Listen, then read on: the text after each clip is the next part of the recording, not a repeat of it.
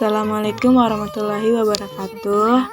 Saya akan menjelaskan materi tentang kecerdasan buatan serta pemanfaatnya dalam berbagai bidang. Yang pertama yaitu kecerdasan buatan ini adalah bidang ilmu komputer yang dikhususkan untuk memecahkan masalah kognitif yang umumnya terkait dengan kecerdasan manusia. Adapun jenis-jenis dari kecerdasan buatan ini yang pertama yaitu artificial narrow, artificial general intelligence, artificial super intelligence, intelligence self-aware, dan limited memory restive machine. Selanjutnya yaitu contoh dari kecerdasan buatan itu sendiri. Contohnya yaitu yang pertama robot vacuum cleaner, yang kedua algoritma media sosial, perbankan online, dan website marketplace. Kecerdasan buatan ini mempunyai kekurangan dan kelebihan. Yang pertama yaitu kelebihannya adalah mengurangi risiko human error, tersedia sepanjang waktu, membuat keputusan lebih cepat, tidak memiliki resiko, membantu kehidupan sehari-hari. Kekurangannya yaitu memakan biaya tinggi, bisa meningkatkan pengangguran, pemikirannya kotak, tidak memiliki emosi. Selain dari kekurangan dan kelebihan, ada juga pemanfaatan dari kecerdasan buatan tersebut, yaitu yang pertama dalam bidang kesehatan, dalam bidang pendidikan, dalam bidang otomotif, dalam bidang manufaktur, dalam bidang komunikasi, dalam bidang militer, dan dalam bidang hiburan. Materi selanjutnya yaitu blind search dan heuristic search.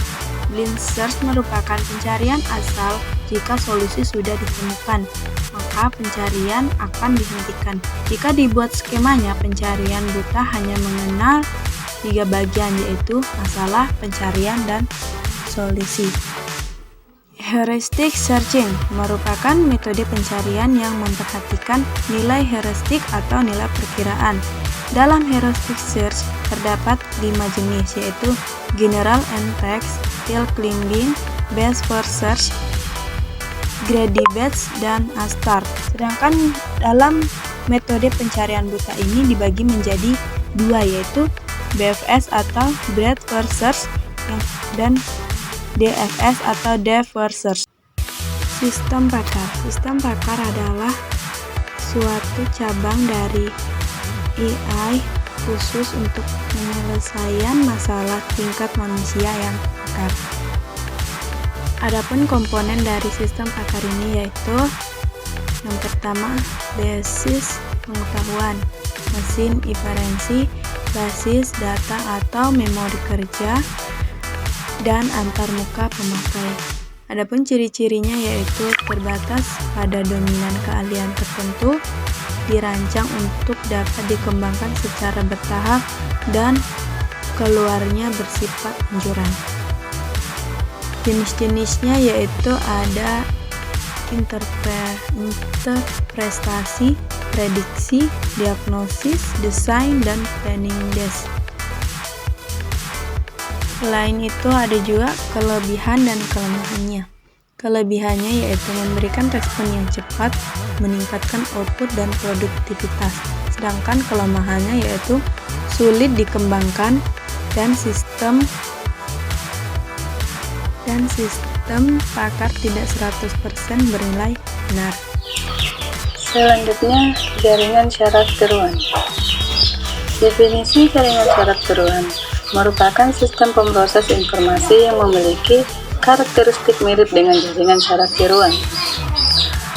Adapun perbandingan antara otak manusia dan jaringan syarat tiruan.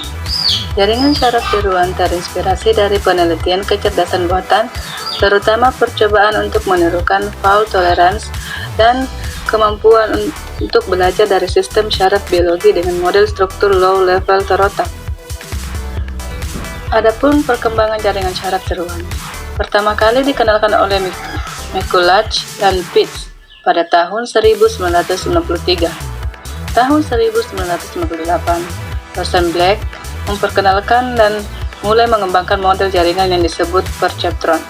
Adapun kemampuannya yaitu non-linearity, input-output mapping, adaptivity, evidential response, dan contextual information. Selanjutnya yaitu fuzzy logic. Konsep dasar adalah sebuah bentuk logika bernilai banyak dan memiliki nilai kebenaran variabel dalam bilangan real antara 0 dan 1. Fungsi implikasi 1 alfa 1 sama dengan 0, alfa 2 sama dengan 0,5, alfa 3 sama dengan 0,5. Nilai-nilai ini adalah pada sumbu Y. Langkah selanjutnya adalah menarik nilai-nilai ini ke fungsi keanggotaan output sesuai dengan aturan if-then yang telah ditetapkan. Metode Mamdani 1. Pembentukan himpunan fuzzy 2.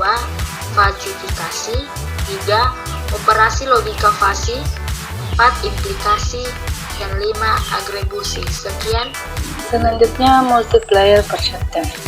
Definisinya adalah jenis arsitektur jaringan syarat tiruan yang terdiri atas beberapa lapisan neuron. Adapun algoritmanya, inisialisasi semua bobot dan bias.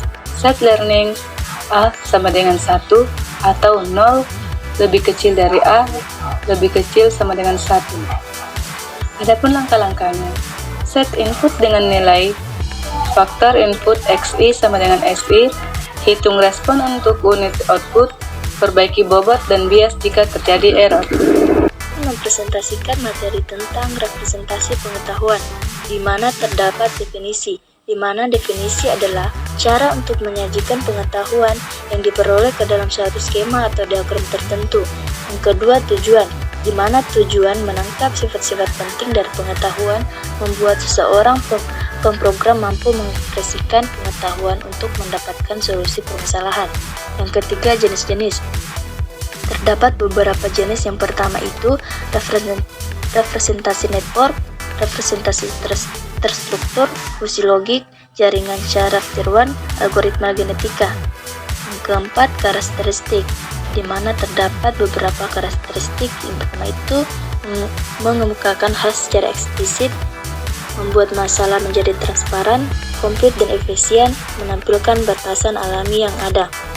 Yang terakhir, keuntungan, di mana terdapat beberapa keuntungan yaitu kita dapat membuat objek dari relasi yang penting menjadi jelas. Kedua, kita dapat menyikat suatu permasalahan secara lengkap. Baiklah, itulah pemaparan. Di sini saya akan menjelaskan yaitu masalah dan ruang keadaan. 1. Gambaran umum. 1. Mendefinisikan masalah dengan cepat. 2. Pendefinisian ini mencakup spesifikasi yang tepat mengenai keadaan awal dan solusi yang diharapkan. 3. Menganalisis masalah tersebut serta mencari beberapa teknik penyelesaian masalah yang sesuai. 4. Memiliki teknik penyesuaian masalah yang terbaik. 2. Mendefinisikan masalah sebagai suatu ruang. 1. Mendefinisikan suatu ruang keadaan atau stage. 2. Menetapkan satu atau lebih keadaan awal. 3. Menetapkan satu atau lebih tujuan atau goal state. 4. Menetapkan kumpulan aturan.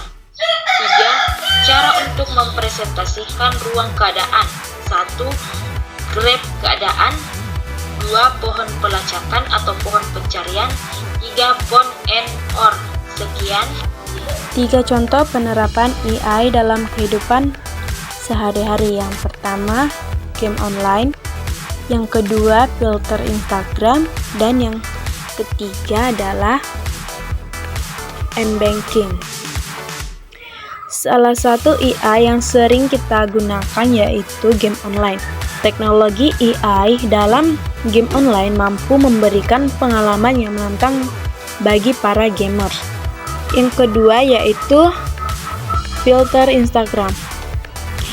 AI yang kita sering gunakan dalam sehari-hari adalah filter Instagram. Misalnya di filter Instagram, Anda bisa dengan mudah menghilangkan jerawat atau membuat tampilan wajah yang lebih tirus dan bersih, hanya dalam sekali pencet saja.